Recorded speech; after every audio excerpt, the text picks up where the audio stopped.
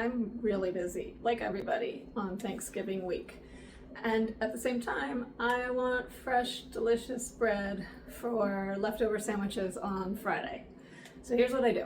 On Tuesday, sometimes even Monday, I'll mix up a dough with a super tiny amount of starter that hasn't been fed or warmed up from the refrigerator. It's like what can fit on the end of this spoon, and that makes it a really slow process at room temperature.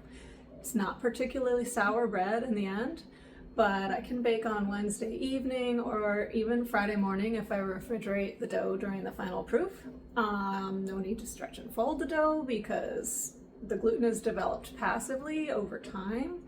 And it's a really great way to enjoy bread when you have so many other things to do, like peel potatoes and roll out pie crusts and hang out at the grocery store with every other human being in the United States. So I'll show you how to do it. Let's go. With so little sourdough starter and maybe one stretch and fold that I'm going to find time for, it's a good idea to whisk the starter and salt into the water so they're well distributed in the dough. I'm using bread flour and fresh milled whole grain hard red spring wheat flour, and I'll put the ingredient amounts in the video description. But this method works with any sourdough recipe as long as you're not using only a really enzymatically active flour. In that case, protein breakdown could happen over such a long process. Also keep in mind that if your recipe called for a lot of starter and now you're using like 1 gram or so of starter, you may want to add more flour and water, what would have been in the starter, to end up with a comparable dough size and hydration.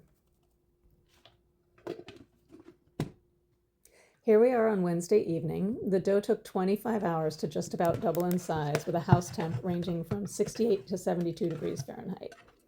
I pre-shaped this dough because it felt a little floppy, and I've decided to bake tonight after a room temp final proof and 20 minutes in the freezer toward the end of the oven preheat, just to stiffen up the dough a bit.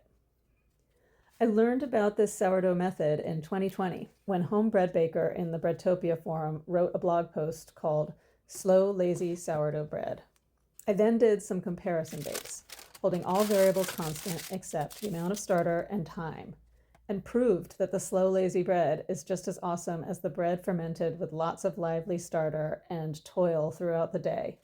I still tend to make sourdough bread the more typical way, but I love having the option to make it this way too.